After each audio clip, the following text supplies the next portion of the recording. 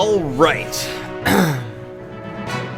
Greene without an E Daniel here to bring you the latest fantasy news. Let's go ahead and jump right on into some pretty good stories today. We got some pretty interesting fantasy news. I'm excited. Are you excited? I'm excited. First up, let's get the big dog out of the way. George R. R. Martin has been making headlines recently with a couple announcements regarding Game of Thrones and dramatic pause. A Song of Ice and Fire. Those are two separate entities. Look it up. In a recent interview with Silver Fox Anderson Cooper, George R. R. Martin stated that the ending of the TV show and the books will actually largely be similar. In fact, he went as far as to say the only differences might be with side or secondary characters.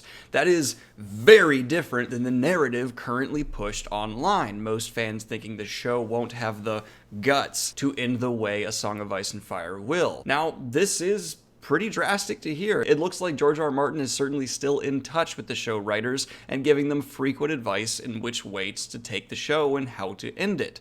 Wow. I'm not necessarily a huge believer in the narrative that's pushed out there that the show is somehow bad now. I still think it is head and shoulders above most of its peers, but it has stepped down in certain aspects of its quality overall in recent seasons. It's still great, I'm still a big fan, but it's undeniable that it's not as good as it's ever been. The books are George R. R. Martin's books, and we actually are going to transition into the next bit of news talking about those. George R. R. Martin has dropped a teaser for the upcoming Winds of Winter and a Dream of Spring. I will not get into it here because I know some people will consider that spoilers! And as always, fantasy news is completely spoiler-free from beginning to end. But transitioning out of Game of Thrones / A Song of Ice and Fire news, we will transition into beard news. One of the most legendary beards in the fantasy genre, Jason Mamoa's, has recently been shaved off for the upcoming Dune movie. Many people were wondering what he would look like. Well, he looks like this, and I have to say myself, still a tasty man. Speaking of tasty men, that's the segue I'm going to use here. Dave Bautista has joined Zack Snyder's Army of the Dead movie, a zombie film, and honestly, I'd love to see Dave Bautista kill zombies. Who wouldn't want to see Dave Bautista kill zombies? Let's have Dave Bautista kill zombies. I'm okay with that. Let's go.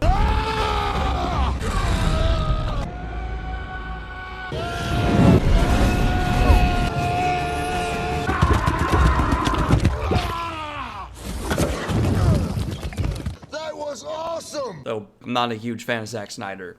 He's alright, but eh. Speaking of alright, Fantastic Beasts 3 has cast its young Voldemort with the young actor Jacob Tremblay. Tremblay? Tremblay. I'm gonna go with Tremblay. I don't really like child actors, no offense to kids. I just don't think you can act as well as adults, so I don't really care.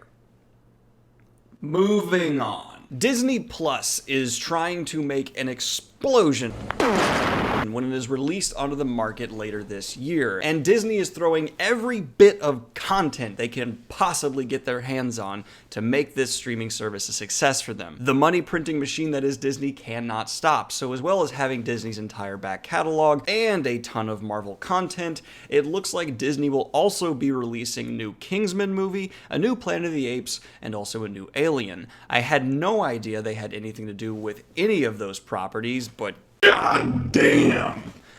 Disney Plus is going to have one heck of a catalog, and as someone who does reviews for much of the content, I certainly will be a member of the streaming service myself, and I will be giving you the reviews and rundown of whether or not it is actually worth your money. I mean Daniel Greene is, not Greene without an E, Daniel, which is myself. Speaking of other Disney properties, Michelle Yeoh has been cast in the upcoming Avatar sequel, a sequel that has been in the works for a very long time. We were all biting at the nails. Are we though? Are we to see the next one?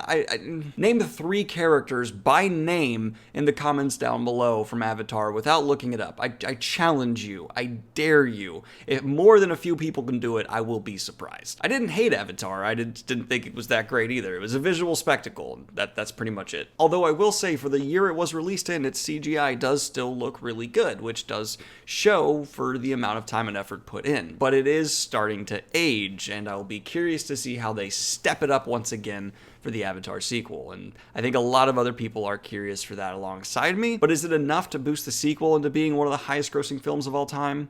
I doubt it. But that's just my opinion. Speaking of things that are not opinions, the reboot of Masters of the Universe has been delayed because it's supposed to be released this December and it has yet to enter production. Oof, as the kids say.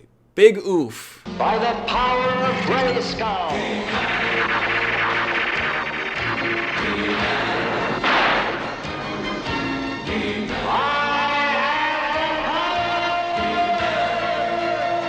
I was never a huge fan of Masters of the Universe, just was not part of my childhood. I was more of a Dexter's Lab kid myself. But if there's anything that does not need to be done in live action or in any form of reboot, I'm gonna go with Masters of the Universe. The show itself's fine. Let's let that one rest on its laurels, and I'm pretty sure this is going to be a delayed indefinitely before too long. The fact that it didn't even enter production yet, wow. In quickie back-to-back sci-fi fantasy news I'm going to do in one take, a set photo has been released for the upcoming Witcher adaptation over at Netflix, and it looks like this. It was described as beautiful and eerie. I would describe it as a castle at night, but that's just me. Transitioning into the flip side sci-fi news, the Picard Star Trek series has begun filming. Cool. In controversial fantasy news, the author Marlon James, writer of Black Leopard, Red Wolf, has been named one of Time's 100 most influential people. This is due to the work he's done for influencing the fantasy genre as a whole, as well as his activism work and just general political sway that he seems to be peddling.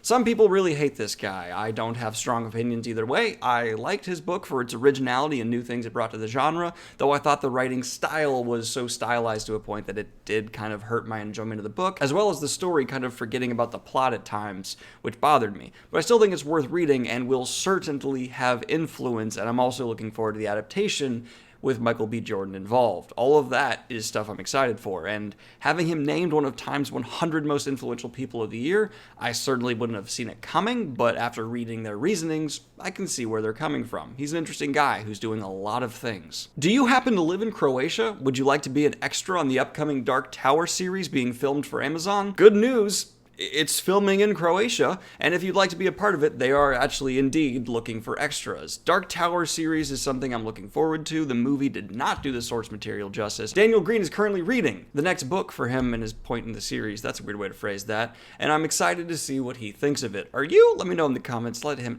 jokes. And in the final bit of fantasy news today, we have something rather controversial involving Fantastic Beasts 3. It looks like they may be looking to recast Johnny Depp as Grindelwald. This stems from the recent accusations made against him involving domestic abuse, as well as several other negative headlines that have haunted the actor in recent years. With J.K. Rowling trying to paint this image of the series and franchise as this very woke, inclusive series, I could see why they would make this move. Now, I'm not going to get into whether or not Johnny Depp is guilty of the things he has been accused of. That is not a level of politics I ever want to get into with fantasy news. I do not mean to insinuate one way or the other. I have watched the video that has been released, and I'll say he's certainly a but fantasy news will not get bogged down in a married couple or soon-to-be divorced or already divorced, I'm not sure which, couple's spute. But he might no longer be Grindelwald in Fantastic Beasts 3, and that's all I really want to say about that. And that's all I have to say about that.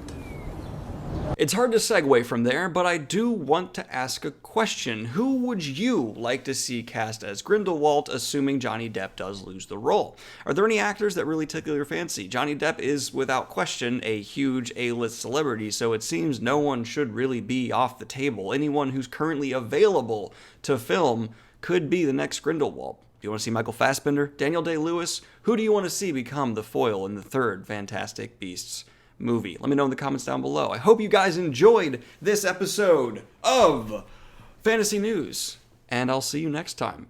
Greene without any Daniel here, checking out. Like and subscribe if you've not already. I forgot to say that. Hit the Patreon if you want to support the channel. What I do here. Have a good one, y'all. Peace!